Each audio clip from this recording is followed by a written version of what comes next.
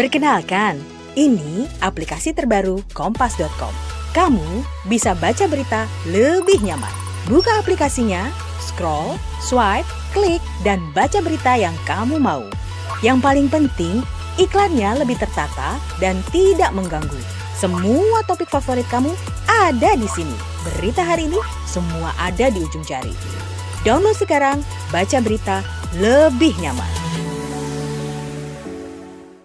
Perkenalkan, ini aplikasi terbaru Kompas.com. Kamu bisa baca berita lebih nyaman. Buka aplikasinya, scroll, swipe, klik, dan baca berita yang kamu mau. Yang paling penting, iklannya lebih tertata dan tidak mengganggu. Semua topik favorit kamu ada di sini. Berita hari ini semua ada di ujung jari.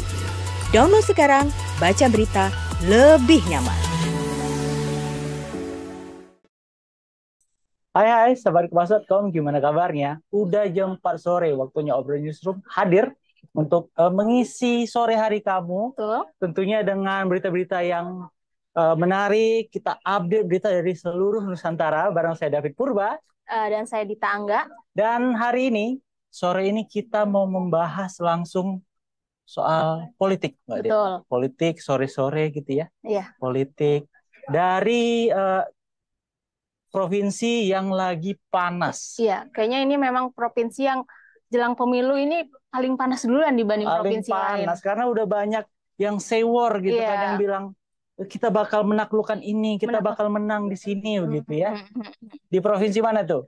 Jawa Tengah. Jawa Tengah, kandangnya Banteng. Karena mungkin ini juga ya, karena kan ada capres dan cawapres dari Jawa Tengah. Betul. Jadi mungkin itu yang bikin Jawa Tengah lebih panas dibanding mungkin provinsi lain yang butuh waktu dulu, atau mungkin dekat-dekat pemilu baru panas gitu kan. Ya, dan yang kandangnya Banteng siapa?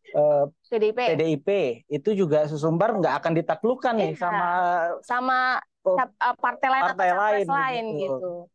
Dan untuk informasi aja nih, PDIP itu udah menang di Jawa Tengah dari tahun 1999, bayangin, sampai 2019 kemarin. Mereka menguasai itu Jateng begitu, dan bahkan di pemilu terakhir 2019 mereka tuh menguasai 28 kabupaten kota dari total 35 kabupaten kota yang ada di Jateng. 28 dari 35 merah semua. Betul.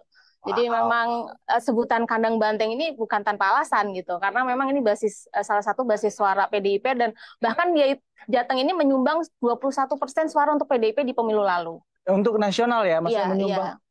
Iya. Jadi dari satu provinsi bisa menyumbang 21% suara, sekitar 5 jutaan suara ke kantong PDIP. Jadi memang ini provinsi yang selain jumlah pemilihnya besar, jadi juga potensi juga untuk mendorong capres bisa menambah kantong suara di capres-capres juga di pemilu juga gitu loh. Iya, dan dari 2014 itu sampai 2019 dibanding 2019 itu suaranya meningkat. Betul. Ya. Di 2014 itu 4,3 juta. Betul. Dan di 2019 5,7 juta. Iya. Jadi memang apa ya faktornya ya, nanti kita cari tahu kenapa suara PDIP naik di pemilu 2019. Tapi yang menariknya adalah selain memang capres-capresan dan cawapres sebelum kemarin pendaftar ini kan ramai juga, panas juga di Jateng kan. Ini beberapa tokoh-tokoh udah mengeluarkan nih say war. Betul. Say war. Dimulai dari calon presiden Bapak Anies Baswedan. Dia mengatakan bahwa ada itu kandang-kandang mitos katanya.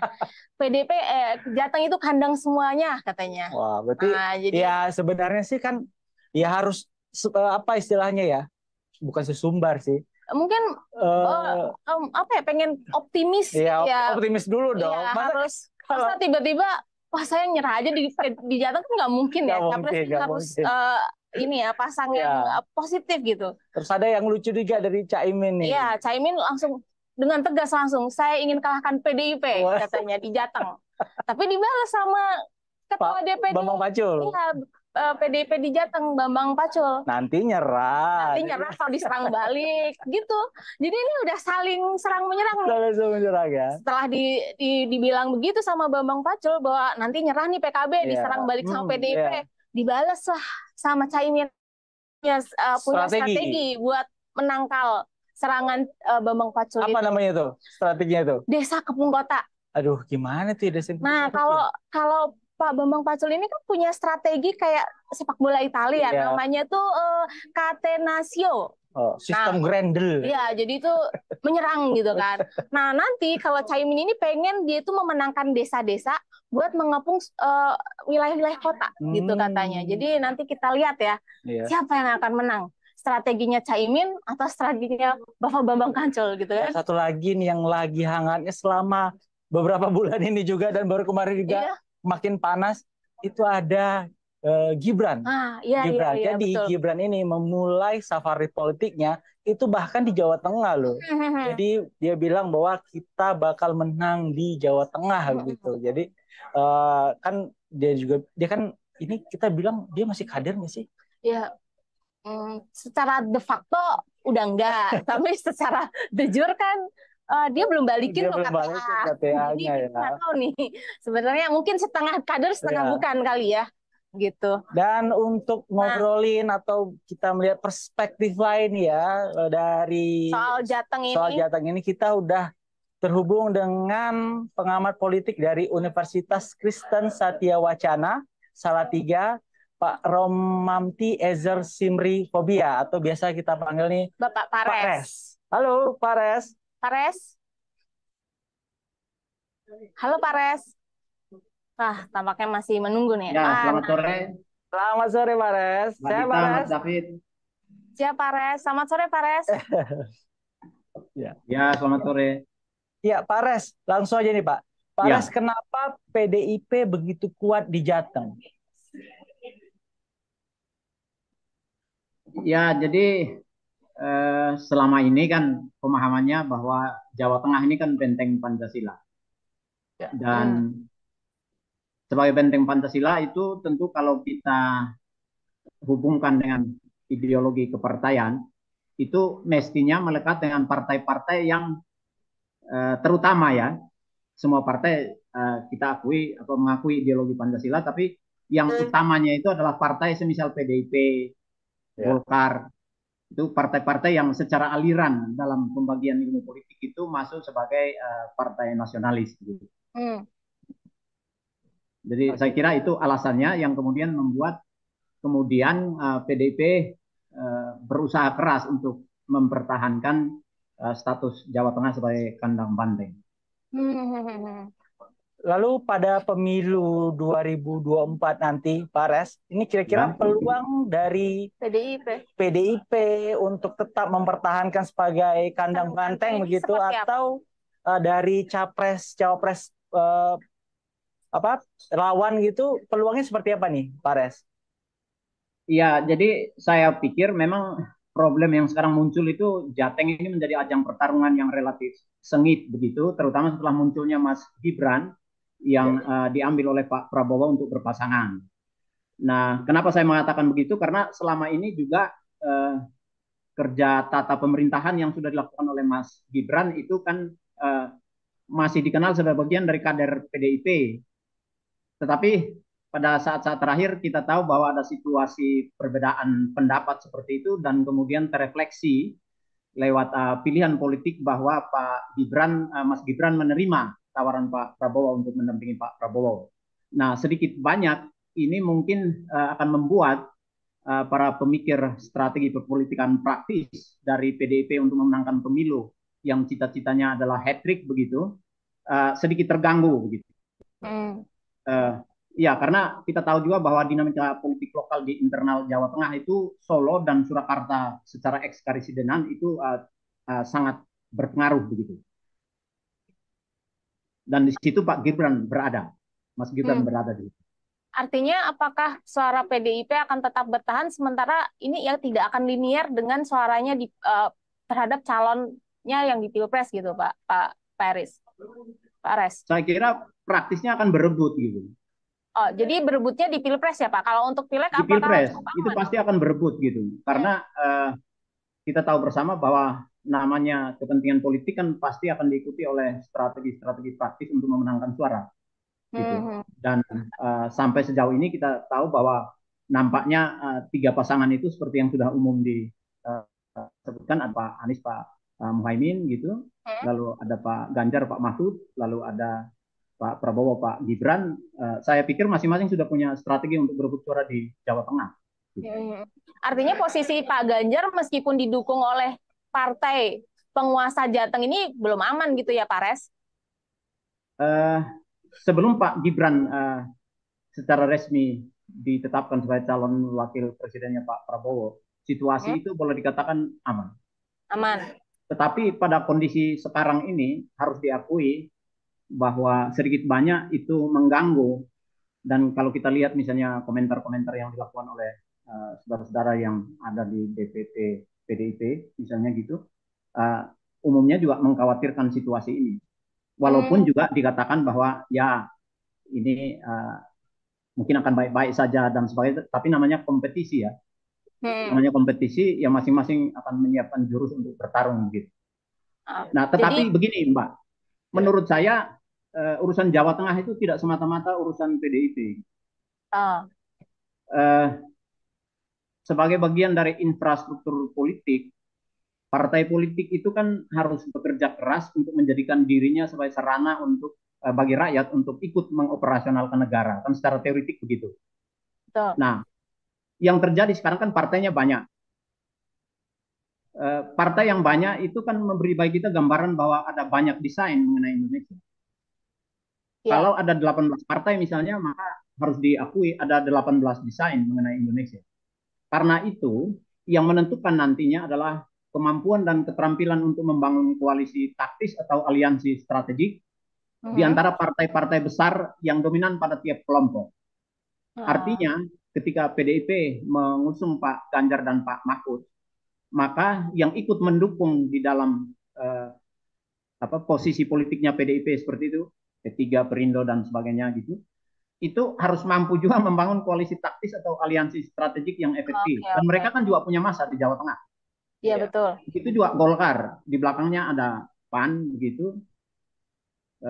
Yang utamakan di situ ada Gerindra begitu. Demokrat. Nah, ini kan aliansi strategik atau koalisi taktis kan harus dibangun. Nah, pada posisi seperti itu kita tidak bisa membayangkan bahwa PDIP akan menjadi satu-satunya kekuatan penentu di Jawa Tengah gitu. Karena melekat dengan Pilpres ini pilihan anggota legislatif untuk semua tingkatan. Oke. Jadi saya melihat bahwa koalisi taktis atau aliansi strategik di antara partai-partai itulah yang akan menentukan siapa pemenangkan Jawa Tengah. Dan Pak Res, apakah nantinya ketokohan, kalau kita tadi kan ngobrol soal Gibran gitu kan ya, tentu saja kita pasti ngobrolin juga soal Jokowi. Nah, apakah ketokohan Jokowi ini juga akan jadi penentu untuk suara dari Prabowo dan Gibran sendiri? Untuk menarik suara. Saya kira iya ya. Jadi kalau kita bicara peran partai politik, itu kan elemen paling mendasar di situ adalah ideologi. Tetapi kalau kita bicara misalnya peran dari relawan-relawan yang berseliweran sana sini, itu peran ketokohan menjadi kunci gitu. Nah, dalam posisi seperti itu menurut saya peran Pak Jokowi masih sangat menentukan. Dan jangan lupa, saya kira harus dihitung betul bahwa baik Pilpres, pilihan anggota legislatif di semua tingkatan, maupun pilkada, itu seluruhnya akan berlangsung atau masih berlangsung pada periode kepresidenan Pak Jokowi. Betul. Artinya bahwa secara politis mau tidak mau harus diakui bahwa itu ikut berpengaruh. Hakikat dari politik kan pengaruh, Mbak, Mas. Betul, betul. Gitu. Pak Res, tapi kan kalau kita tadi kita bicara soal Jateng kan hanya berkaitan dengan Ganjar dan Gibran gitu. Tapi bagaimana peluang Caimin, Pak Res? Apakah dia bisa mencuri mencuri peluang celah di antara pertarungan sengit dua tokoh ini, Pak Res? Ya, menurut saya tetap ada peluang. Karena bagaimanapun Caimin khususnya sebagai ketua partai PKB begitu, kan selama ini juga melakukan koordinasi. Bahkan sebelum ditunjuk untuk mendampingi Pak Anies kan. Artinya bahwa hubungan tradisional di internal kepartaian tetap jalan. Jadi basis massa tiga-tiganya punya begitu. Hanya persentasenya mungkin yang beda-beda. Lalu kemudian ketokohan di antara para pasangan ini yang akan menjadi variabel penentu begitu. Oke.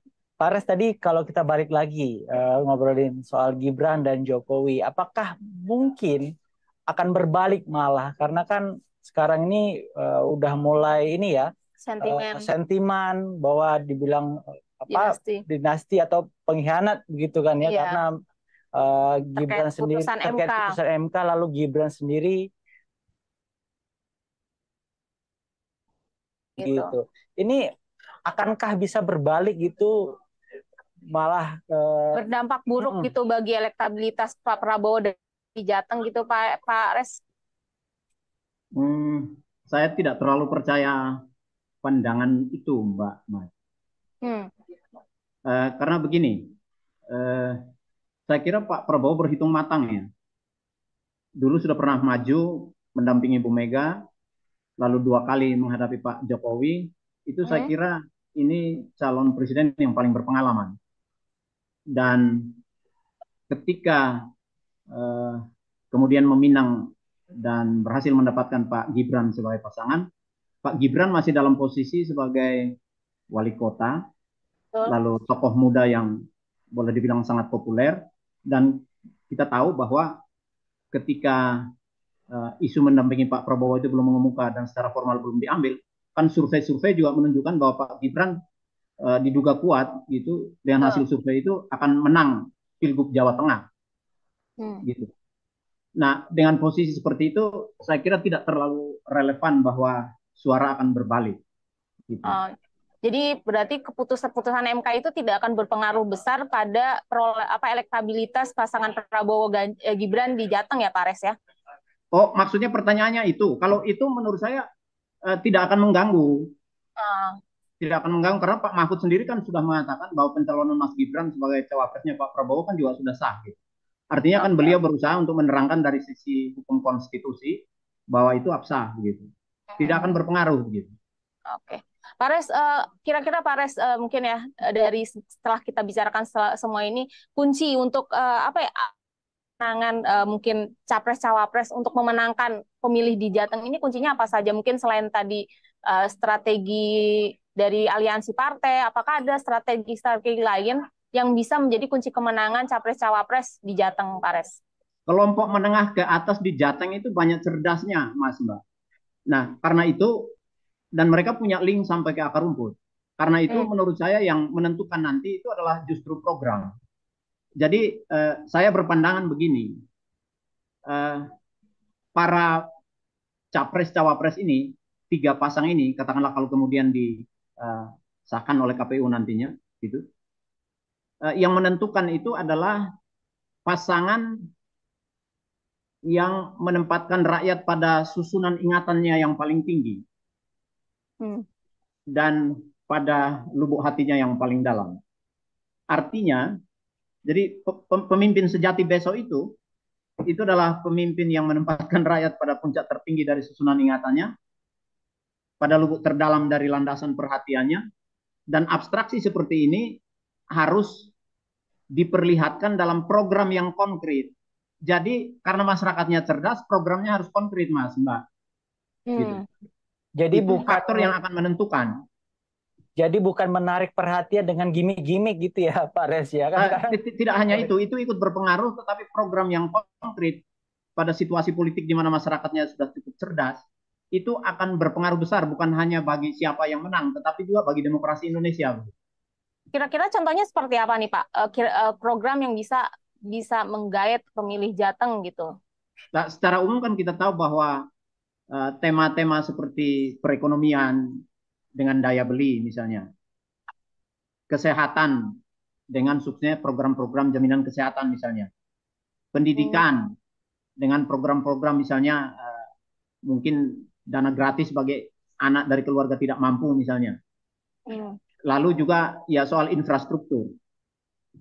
Belum lagi Jawa Tengah ini kan posisinya memang di tengah Pulau Jawa. Sementara kita tahu bahwa Pulau Jawa ini secara kalkulasi politik ini kan suara pemilihnya paling banyak, dan karena itu tadi dianggap sebagai benteng Pancasila. Partai-partai yang mengambil posisi berkoalisi untuk mendukung pasangan capres-cawapres itu juga kita tahu bahwa semua berideologi Pancasila. Ya wajar kalau dia jadi rebutan. Jadi rasionalitas seperti itu yang harus dipertajam dalam bentuk program. Oke, oke. Artinya apakah program ini bisa mengalahkan faktor ketokohan untuk mencuri suara di pemilih Jateng gitu, Pak Pares? Nah, Figur. tergantung ini pertanyaan seperti ini mau diarahkan ke pasangan yang mana. Tapi menurut saya tiga-tiganya siap. Tapi perebutan utama itu akan terjadi antara pendukungnya Pak Ganjar dengan pendukungnya Pak Gibran. Oke, oke, oke. Baik, baik, Pak Res. Terima kasih banyak, Pak Res, untuk waktunya. Ya, sama-sama, Mas David, Mbak Dita. Ya, sehat selalu, Pak Res. Terima kasih ya, banyak. Terima kasih. Salam hormat. Ya, terima kasih, Pak. Ya. Dan itu tadi ya. Jadi memang menarik ya. Ternyata semuanya berpeluang begitu. Betul. Ya. Meskipun kandang banteng, tapi ternyata kandang banteng ini tidak linear dengan perolehan suara untuk pencapresan gitu.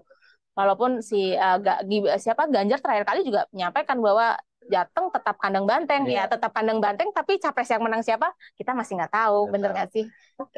Kita coba baca ini ya, komen-komen yang udah masuk. Ini ada banyak banget. Ini kalau kita live bahas politik itu memang kayak ini ya. Netizen yang mantau kompas.com ini memang suka politik. Suka politik. Baik, kita bacain. Ini ada Doni. Nggak apa-apa siapa saja calonnya. Yang penting saya pilih Pak Ganjar lebih pengalaman. Ya, dia 10 tahun ya. Betul, di Jateng. Jadi memang mungkin ini warga Jateng juga kan, Mas Doni. Lalu ada Abah Koko. Wow, keren Jateng, kandang banteng. Iya, itu tadi dari 199 sampai 2019 berarti 2019. Sejak pemilu digelar dengan partai yang begitu banyak, ternyata tetap dikuasai oleh. Kalau dibuka peta tuh merah semua.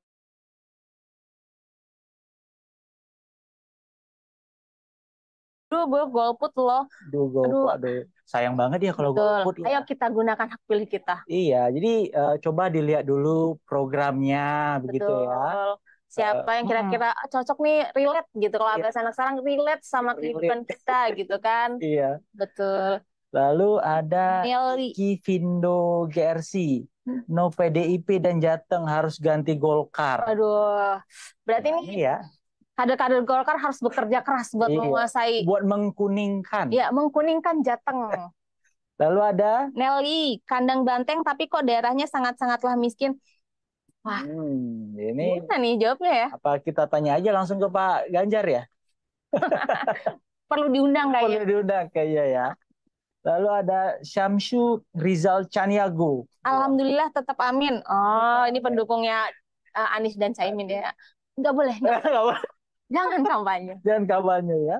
Lalu ada Vian Norca Putra. Salam dari kota Yogyakarta. Halo, salam balik. Jakarta ini, Yogyakarta ini kota yang dirindukan selalu ya. Iya. Menyenangkan, dirindukan, istimewa. Betul. Gitu ya. Tapi kita lagi bahas Jateng. Jateng.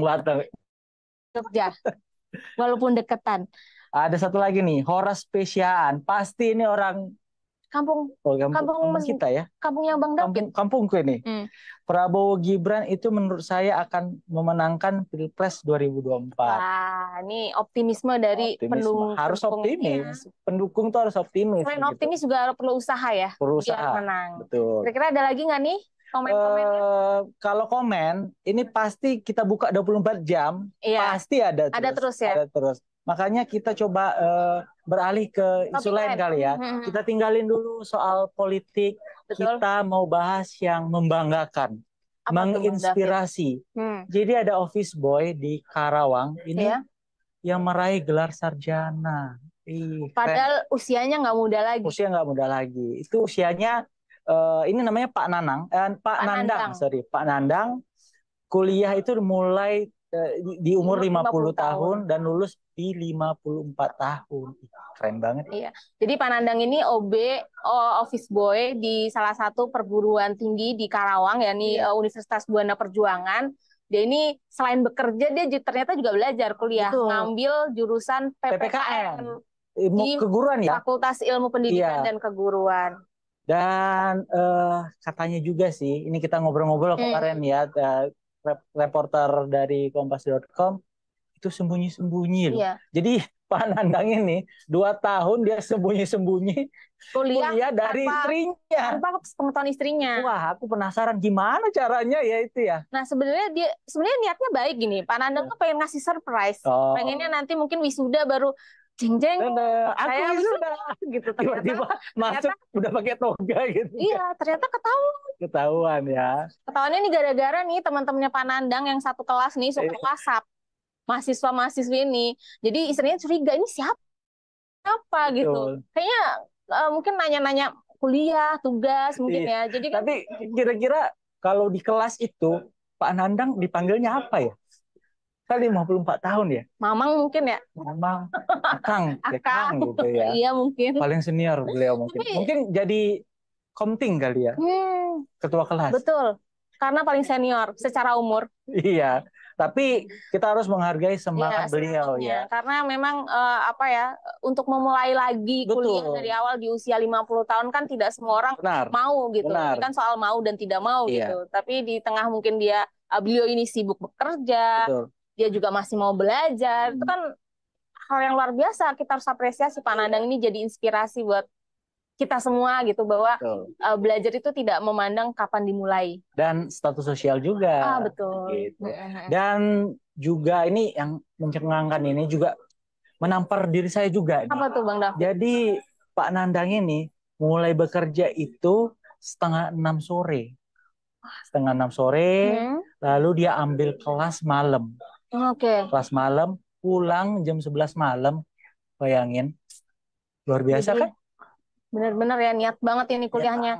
Bahkan beliau ini nggak wisuda loh, meskipun dia lulus. Dia lulus, tapi tidak di wisuda. Tidak ikut wisuda. Karena dia milih jadi panitia. Buat melayani, memastikan acara wisuda ini berlangsung dengan lancar gitu. Jadi dia memilih nggak pakai toga, tapi lebih baik dia melayani wisudawan ini gitu loh. Jadi mulia sekali hati Mbak. Padahal wisuda itu kan kayak sekali seumur hidup mungkin ya kalau S1. Kenapa nggak pakai toga atau apa enggak? Ternyata Pak Nandang ini lebih memilih jadi panitia. Lebih seperti pekerjaannya melayani ya, melayani. Jadi selain dia niat belajarnya besar, ternyata jiwa melayaninya juga luar biasa gitu. Dan salah satu alasan juga Mbak Dita yang membuat Pak Nandang ini masih semangat untuk mengejar pendidikan, dia ingin menginspirasi anak-anaknya gitu. Jadi meskipun saya seorang OB, tapi kalau memang ada kegigihan, lalu ada rasa ini ya, pengen bertumbuh begitu ya, saya bisa kok gitu. Kenapa kamu nggak bisa? Dia ngasih contoh dulu, jadi anaknya melihat ngikutin juga. Sekarang yang kuliah juga gitu katanya. Tapi keren ya, OB bisa menyekolahkan atau menyekolahkan diri sendiri, menyekolahkan anaknya juga.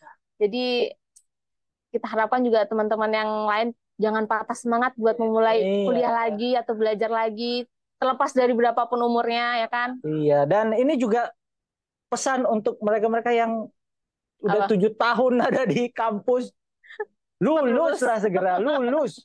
Tapi kayaknya aku 5 tahun 2 bulan. Mungkin ini mungkin Bang David kalau 7 tahun tuh kayaknya angkatannya Bang David ya. Kalau sekarang tuh kayaknya itu harusnya udah DO sih kalau 7 tahun ya. Udah kayaknya zamannya kamu deh, tolong ya sadar diri. Tapi kayaknya udah beda generasi nih. Aku yakin sih nggak di DO. Kenapa? Bakal jadi donatur tetap. Donatur kampus donatur tetap.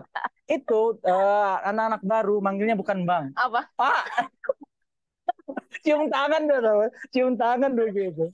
Cium tangan 7 tahun sebenarnya ngikut mata kuliah semester awal kan.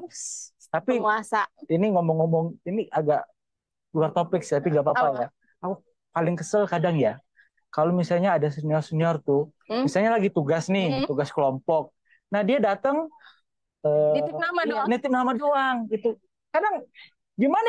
Kita juga punya kegiatan lain. Tapi nggak berani buat ngelawan. Nggak berani, ya bang, iya bang, siap bang, gitu kan.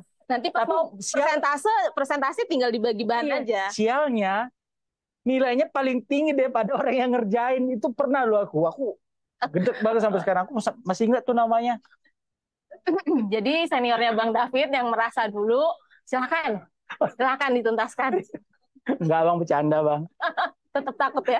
Takut. Oke. Kita tinggalkan ini ya. Agak curhat ya sedikit. Agak curhat. Udah, tapi nantilah kita curhat di tempat lain ya. Jadi terima kasih loh Pak Nandang telah menjadi inspirasi. Keren Pak Silakan Nandang. baca di kompas.com ya kisahnya Pak Nandang ini. Di regional.kompas.com. Betul. Ini kita lanjut ke topik selanjutnya. Ini juga Agak beda. Membanggakan, tapi di bidang olahraga. Betul. Aku mau bilang annyeonghaseyo. Annyeonghaseyo. Jadi ada pevoli Oh ya. asal Jember, Jawa Timur. Namanya siapa, Mbak Det? Megawati Hangestri Pertiwi. Megawati Hangestri Pertiwi. Sebutannya Megatron. Julukan Megatron. Oh iya, julukannya Megatron. Tunggu bentar. Megatron ini salah satu ini ya, tokoh. Ya kan, di Transformer karakter kan, di Transformer kan. Padahal kalau dibilang-bilang itu karakter jahat ya. Ya mungkin kekuatannya. Kali jadi, ya. Megawati ini sekarang sedang viral karena prestasinya di negeri gingseng. Megawati ini sekarang ada di tim voli namanya. Bentar, saya baca karena agak sulit ini pronunciation-nya. Daejeon Jungkwang Jang Red Spark. Ulang. Semoga tidak salah ya. Ulang. Semoga tidak diprotes sama K-popers atau ulang. Yang pelan-pelan aja. Megawati Hangestri Pertiwi ini ada di tim voli Daejeon Jungkwang Jang Red Spark. Red Spark-nya baru lancar ya. Karena ini agak susah gitu loh. Walaupun kita penggemar drakor nggak bisa ngomong bahasa Korea. Annyeonghaseyo cuma bisa gitu. Atau enggak kamsahamnida gitu aja kan. Jadi memang Megawati ini menjadi MPV. Betul. Atau pemain terbaik ya yang salah satu pemain terbaik di Liga Korea. Yang mengangkat Red Spark itu cukup tinggi peringkatnya di musim ini. Karena di musim sebelumnya Red Spark ini cukup tenggelam kabarnya gitu. Tapi setelah kedatangan Megawati dan dia bahkan di musim pertama ini dia bisa mencetak 138 poin. 138 poin. Dan masuk 10 pemain terbaik itu, mungkin ya. Aku awalnya nggak tahu ya, karena kan tiba-tiba di FYP di TikTok gitu kan, tiba-tiba ada cewek gitu pakai jilbab, main volley, keren, tinggi. Langsung kasih spike buat gitu kan. Iya. Jadi memang jadi perhatian ini netizen Indonesia juga gitu. Iya. Perjuangan Megawati di Korea ini gitu. Bahkan orang-orang Indonesia nih di Korea nonton langsung. Bawa ini ya kayak spanduk gitu ya, kayak biasa nonton di Indonesia gitu lah ya. Bahkan lagu Rungkat tuh sempat di setel loh. Gimana lagunya? Rungkat gitu kan. Aduh, suara jelek banget. Ya itulah. Jadi kalau yang nggak tahu lagu Rungkat waktu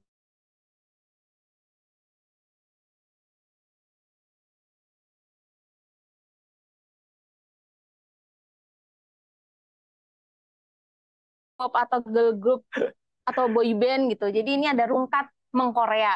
Ya. Jadi Mbak Ded ini kan tadi kita ngobrolin soal prestasinya gitu ya. Maksudnya dia istilahnya demam.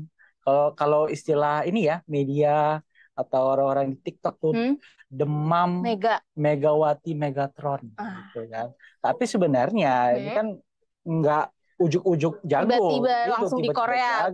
Langsung di Korea. Jadi dari mantan pelatihnya di Jember, Jawa Timur. Dia asli Jember ya? Dia asli Jember. Itu tepatnya di desa Kaliwates. Desa Kaliwates, Jember, Jawa Timur. Pasti orang Jember nih bangga sekali nih. Tetangganya Mas Anang jangan-jangan ini. Iya betul juga ya. Mas Anang kan asli Jember. Aku aja yang Medan bangga. Iya apalagi Mas Anang. Betul. Kalau aku sih yes gitu mungkin Mas Anang ya. Jadi Megawati ini udah mulai latihan, udah main volley itu kelas 5 SD, bayangin. Kamu kelas 5 SD ngapain? Aku masih megang bawang sama es lilin. Ada yang musik gitu? Karena zaman aku dulu belum ada gadget ya guys. Belum ada main TikTok, scrolling TikTok gitu kan. Jadi dia kelas 5 SD itu udah ikut Pekan olahraga seni tingkat provinsi. Ini bukan tingkat RT ya? Iya. Provinsi ini gini. Kalau RT kayaknya 17-an itu 17-an. Saya. Makan kerupuk. Dan lalu SMP ikut kejuaraan remaja tingkat provinsi. Dia pindah ya SMA dan kuliahnya itu di Surabaya. Lalu jadi memang nggak tiba-tiba ini. Nggak tiba-tiba dong. Udah ada ini ya bibit-bibitnya tuh sudah ada sejak SD.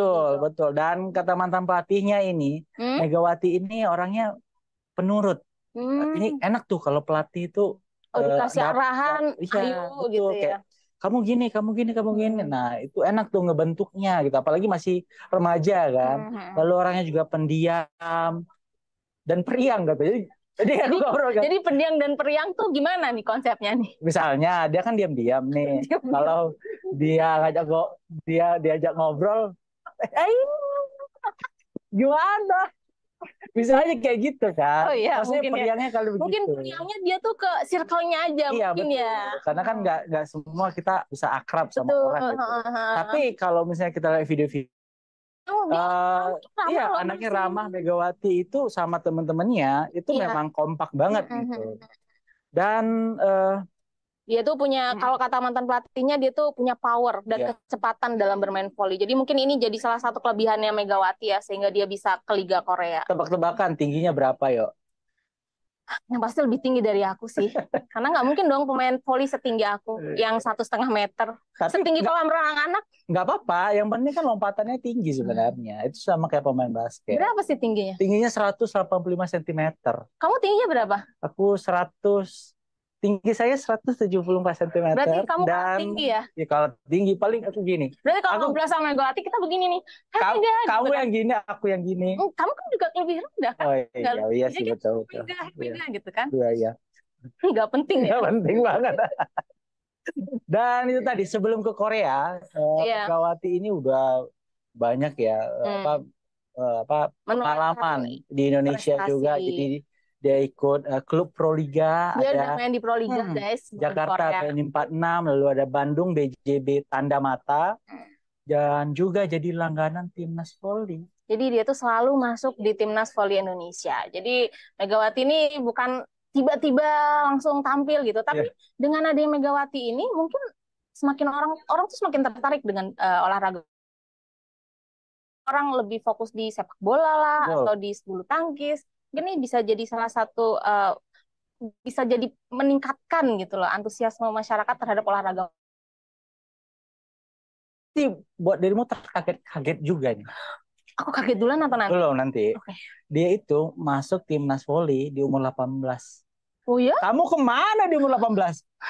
Saya waktu itu yang pasti nggak kayak Megawati ya. Saya nggak seberprestasi itu. Tapi orang tua saya bangga sama saya.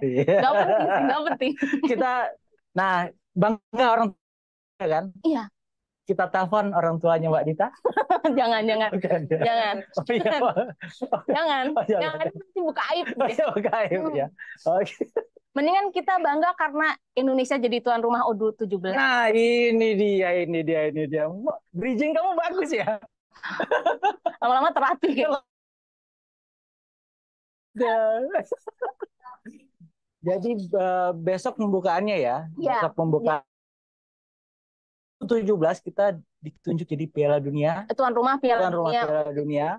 Itu turnamennya dimulai 10 November sampai 2 Desember. Jadi ada sejumlah stadion yang dipergunakan untuk pertandingan kelas internasional ini ya, laga internasional ini. Ada Jakarta International, Jakarta Utara. Itu yang bakal jadi ini pembukaan seremoni. Pembukaan seremoni.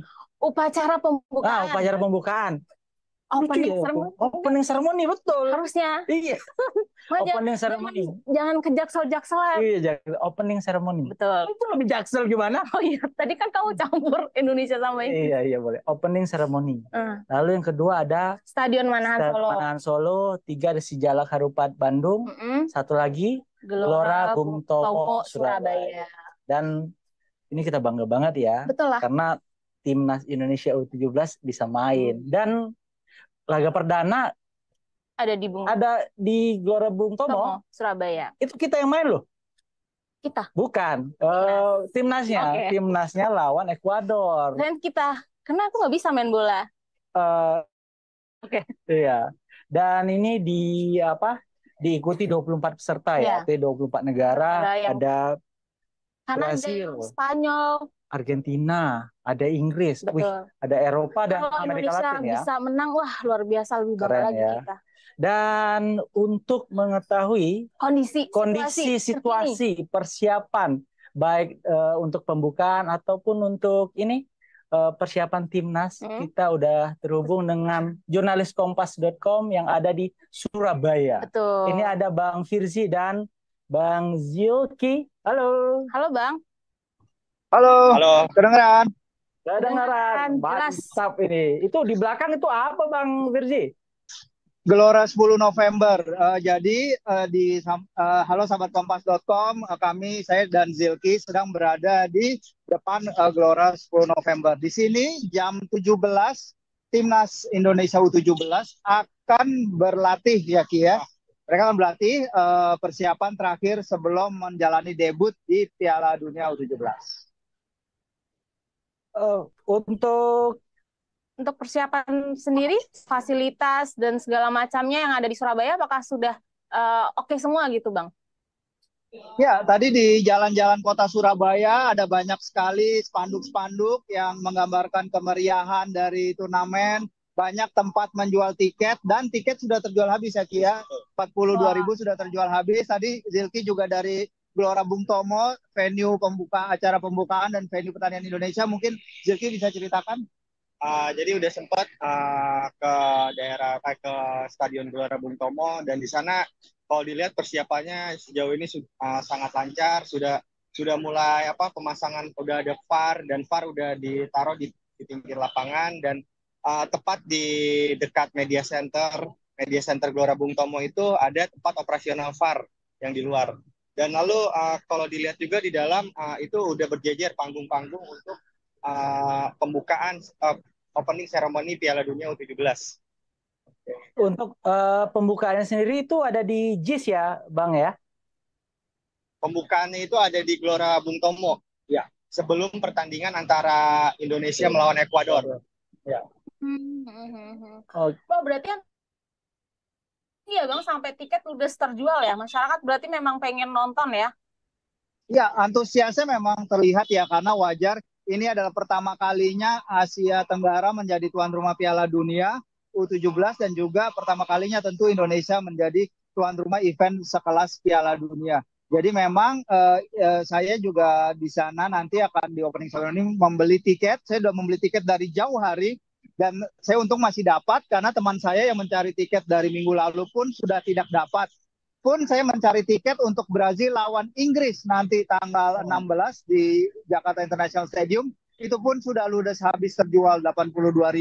Jadi memang animo masyarakat Indonesia ke turnamen ini besar Bang David dan Bang Barita. Ya, tapi tiketnya dibayarin kantor kan Bang? Itu harus cek dulu invoice-nya ya. Nanti reimburse sekali. Pertanyaan bagus Bang David. Ini semua banyak yang denger nih. Okay. Jadi kalau persiapan timnas sendiri gimana nih Bang? Kalau kita ngomongin udah fasilitas, antusiasme masyarakat. Nah kalau untuk timnas sendiri gimana nih untuk menghadapi laga perdana? Lawan Ekuador ya. Ekuador gimana? Kalau dilihat dari persiapan kemarin itu sebenarnya timnas itu udah memulai latihan untuk adaptasi dengan cuaca, karena timnas itu sempat lama kan pemusatan latihan di Jerman. Dan karena timnas itu selama Piala Dunia U17 di fase grup itu mereka main malam selalu jam 7, dan makanya oleh karena itu dari kemarin itu latihan tuh malam untuk menyesuaikan suhu di malam hari di Surabaya. Kemarin itu timnas itu sudah latihan sebenarnya di lapangan Tor Surabaya, tetapi latihan itu tertutup. Lalu baru hari ini kita bisa bertemu dengan Bima Sakti dan bertanya mengenai persiapan timnas menjelang melawan Ekuador. Kalau kemarin dibilang sama Bima Sakti sih sejauh ini persiapannya bagus, pemain dalam kondisi yang baik, seperti itu sih. Oke, Bang David, kalau ngomongin Ekuador, soalnya Ekuador itu adalah kekuatan besar ya di Amerika Selatan. Kemarin juga ngobrol dengan legenda Persija dan PSM Luciano Leandro yang main ke kantor. Dia bilang memang Ekuador itu hanya kalah kemarin di Piala CONMEBOL, kejuaraan Amerika Selatan U17, hanya kalah melawan Brazil. Brazil yang notabene merupakan juara bertahan di Piala Dunia U17 ini. Jadi timnas Indonesia akan menghadapi lawan terkuat mereka pada pertandingan pertama. Tapi memang kalau saya juga kemarin ngobrol dengan Stephen Appiah, legenda Ghana yang juga adalah lulusan jebolan Piala Dunia U17 ini, dia mengatakan pertandingan pertama itu penting. Pertandingan pertama itu bisa menentukan perjalanan Indonesia di fase grup ini apakah lolos atau tidak. Tapi bagaimanapun perjuangan Indonesia pasti tetap harus kita hargai karena ini adalah langkah pertama di karir para pemain-pemain muda ini dan bukanlah akhir dari perjalanan mereka. Masih jauh sekali perjalanan anak-anak muda yang akan bermain nanti. Ya, tapi Bang Zilki dan Bang Firzi ini kira-kira chance-nya untuk bisa menang begitu atau mungkin ada prediksi kira-kira bakal sampai fase mana begitu Bang Firzi?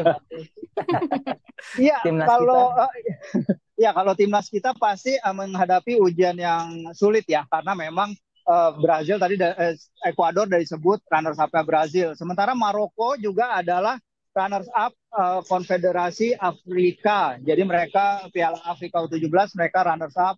Panama pun semifinalis di zona CONCACAF. Jadi memang anak-anak akan menghadapi ujian sulit. Tapi kemarin kalau Luciano bilang juga yang penting selama pasukan Bima Sakti bisa bermain rapat, menjaga ruang antar lini, tidak terbawa permainan lawan, itu mungkin ada kesempatan. Bima Sakti ada omongan lain? Ya kalau dilihat sebenarnya sih yang menarik ini ucapan dari salah satu gelandang Ekuador. Dia bilang sebenarnya mereka ada rasa gugup karena mereka tahu di Indonesia itu punya supporter yang besar dan mereka bilang itu mereka yakini bahwa nantinya pertandingan akan berjalan nggak mudah buat mereka dan lalu juga hal itu juga udah sempat dibilangin sama pelatih Ekuador yang bilang kalau sebenarnya mereka itu juga merasa nantinya pertandingan akan sulit karena timnas Indonesia itu bakal mempunyai basis supporter yang besar dan buktinya aja tiket udah terjual dan ini juga sebenarnya bakal jadi salah satu keuntungan buat timnas Indonesia sendiri sih dengan adanya kehadiran supporter dan bermain di rumah sendiri. Betul. Jadi tetap kita kasih support lah ya buat timnas kita optimis ya. Gitu. Nah ini yang di Surabaya sudah kemana aja nih? Udah makan rawon belum? Udah ada shortlistnya, udah dibikinin Rere kemarin shortlistnya 10 tempat yang harus dikunjungi di Surabaya. Rawon ada salah satunya. Kirim invoice-nya ke kantor, Bang. Gampang itu. Siap. Bang Vivi, Bang. Ini terakhir nih, kira-kira ada tips nggak untuk penonton gitu yang mau datang dari luar daerah? Apakah mungkin untuk parkir atau cara menuju ke stadion begitu atau terkait keamanan begitu? Ya, Zilki yang udah ke GBT. Ya, kalau ngelihat sebenarnya di GBT sendiri sudah ada kantung-kantung parkir dan mungkin ya memang kalau kita lihat akses dari kalau kita misalnya menginap di daerah kota itu memang akses dari kota dan ke stadion itu cukup jauh ya karena stadion GBT itu berbeda sama Gelora 10 November ini yang berada di tengah kota. Benar. Ya itu jaraknya lumayan ya Kia, harus naik tol dulu mobil dan harus diingat bahwa kita tidak bisa membawa mobil ke area stadion. Bahkan tadi di Gokar kami yang saya ke arah Surabaya juga mengatakan bahwa jalan tol pun hanya diperuntukkan untuk mobil-mobil yang punya stiker. Tapi LOC memang menyediakan shuttle bus dari beberapa lokasi di Surabaya, shuttle bus gratis untuk menuju stadion bagi mereka yang sudah punya tiket. Dan ada 2 pertandingan ya. Besok pertama adalah Maroko Panama dulu jam 4 ya Kia kalau tidak salah ya, jam 16 baru kemudian Indonesia lawan Ekuador itu setelah pembukaan yang opening cuma 7 menit ya Kia, opening seremoninya ya. Nggak lama-lama, nggak bertele-tele, langsung. Berarti bukan kayak World Cup gitu ya Bang ya, kayak ada acara apa gitu, artis tarian apa segala macam begitu ya, lebih simpel ya untuk pembukaan U17 ini ya. Ya, sebetulnya kalau untuk Piala Dunia U17 ini sebenarnya ada peraturan yang nggak memperbolehkan Piala Dunia U17 itu lebih meriah daripada Piala Dunia Senior. Tapi untuk saat ini mungkin diusahakan untuk ada seremoni. Makanya diadakan itu hanya 7 menit.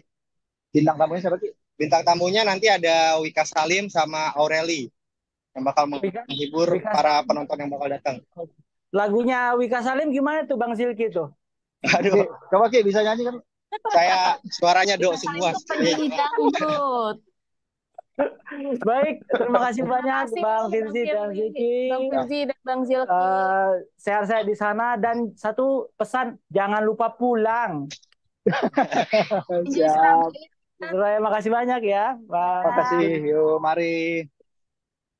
Wah, rame ya. Ramai sekali. Tadi War tiket habis. Nggak cuma konser. Nggak cuma konser. Nonton sepak bola juga ada war. Ada warnya. Nggak cuma konser, nggak cuma tiket. Tiket apaan? Kereta cepat. Oh iya. Oh, bus. Bus, bukan us. Bus. Aku bilang bus. Enggak, kamu bilang us. Aku bilang apa tadi? Aku bilang bus kan? Nah, ya, tapi tiket udah ludes terjual, itu berarti memperlihatkan antusiasme tinggi ya untuk nontonnya. Kita harapkan supporter Indonesia juga tertib ya. Harus. Jangan sampai mencoreng nama baik Indonesia gitu. Tetap tertib, patuhi peraturan yang ada. Betul. Dan jaga barang bawaan. Jangan sampai. Ini penting banget. Iya. Nanti tiba-tiba iPhone 15-nya yang baru kemarin di unboxing hilang. Iya. Susah dong. Betul. Iya. Kita bacain dulu nih komen. Rame nih kayaknya komennya. Ini ada dari sini. Jadi, gini. Jadi ini kayaknya komennya dari sesi topik pertama sampai topik terakhir nih. Ya, iya nih. Ina, semangat Indonesia, tentukan pilihan capresmu secara rasional. Nah, ini bagus nih. Ini masih capres aja ya? Iya, memang menarik memang. Bu Megawati emang keren. Nah, ini maksudnya Bu Megawati yang mana nih? Karena Indonesia tuh banyak nama Megawati, nggak cuma Megawati yang di Korea, nggak cuma Megawati Ketum juga. Megawati yang lain gitu. Megawati yang mana sih?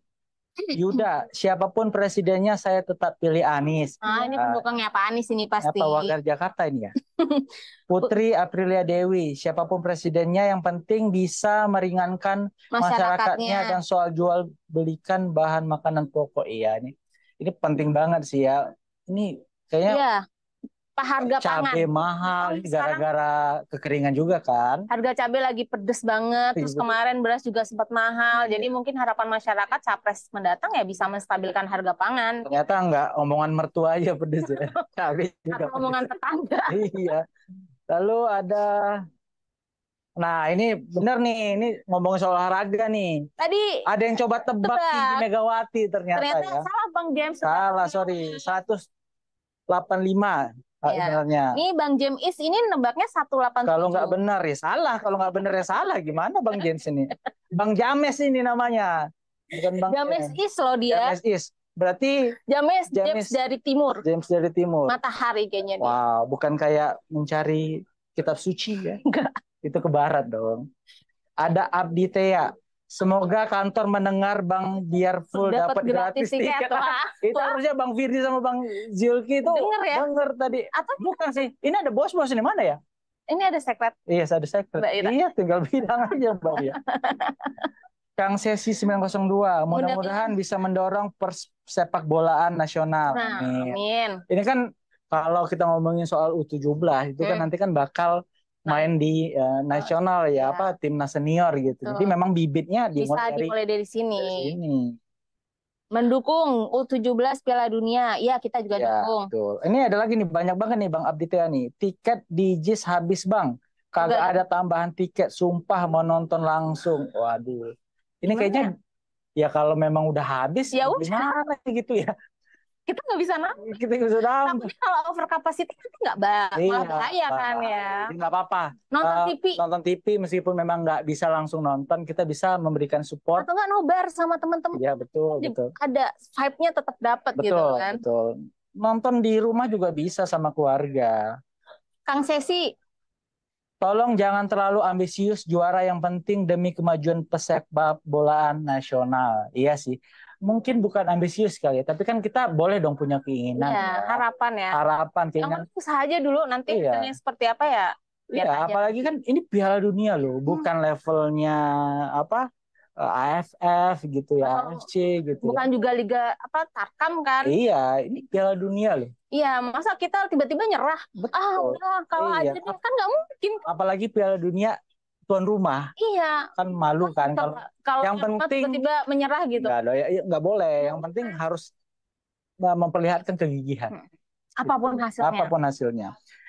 Ada tangan Rasul. Namanya Rasul. Gimana? Iya sih. Ini kita harus bacakan sih. Sangat Rosolinin. Wali Kota Surabaya sudah siapkan ratusan bis untuk ke GBT. Nah, mantap nih. Itu tadi ya. Jadi ada saran tadi dari teman-teman jurnalis bahwa udah memang kondisinya di pinggiran kota, jadi ini ada shuttle bus mungkin bisa dimanfaatkan para penonton ya. Betul. Terus ABTA, pacar mana Bang David? Hei, ABTA. Kamu tetangga saya kamu ya? ABTA. Pacar mana Bang David? Ini ada ABTA lagi. Pulang Bang, jangan keenakan di Surabaya Bang. Maksudnya Bang Firzi. Ya, bukan kita nggak di Surabaya, kita di Jakarta. Kita di Jakarta, kita live dari redaksi kompas.com di Menara Kompas. Jadi pacarnya di mana? Ini belum dia, aku menyampaikan aja. Aku tidak tahu. Glasier, JIS karya terbaik di era Gubernur Pak Anies. Ini kampanye sebenarnya kawan ini. Kawan ini kampanye nih. Promosiin Pak Anies salah satu. JIS karya terbaik di era Gubernur Pak Anies diakui pelatih Brazil. Nah, iya emang JIS itu keren banget. Iya, emang JIS bagus. Ya bagus. Emang bagus. Iya. Gak ada yang bilang nggak bagus. Emang keren kok. Gede banget. Kalau nggak bagus nggak mungkin jadi inilah ya venue buat pertandingan Piala Dunia U17. Ada lagi nggak nih? Udahlah. Ya. Nih aku bad mood nih gara-gara si Abdi Tea nih. Bercanda. Iya tadi kita udah ngobrolin soal politik kandang banteng, kita ngobrolin soal OB Karawang yang sarjana. Inspiratif. Keren banget tuh. Mas Nandang keren. Ya. Lalu ada Megawati Megatron Korea dan terakhir ada Piala Dunia U17. Menyongsong ya karena pembukaannya besok. Iya. Ya, itu aja lah. Mbak Dit ya? Ya. Itu aja. Makasih banyak untuk sahabat Kompas.com yang udah nonton. Jangan lupa baca update berita. Ya. Apapun itu, regional, nasional, mau isu bola tadi itu update banget kita di. Betul, karena kita langsung di sana ya. Kan. Iya. Lalu jangan lupa subscribe dan like and comment di YouTube. Udah kayak YouTuber nggak? TikTok dan Instagram kita. Betul. Baik, kita bakal balik lagi. Ini buat yang nggak tahu ya, kayaknya semua udah tahu deh. Iya. Ini obrolan newsroom itu hadir dari Senin sampai Jumat dari jam 4 sore. Jadi pantengin terus. Biasanya ada notif nggak sih kalau kita di Instagram gitu? Ya harus. Nggak tahu kan? Nggak tahu. Baik, kita aja. Saya David Purba pamit. Saya Dita Anggarusiana juga pamit. Sampai jumpa. Ya.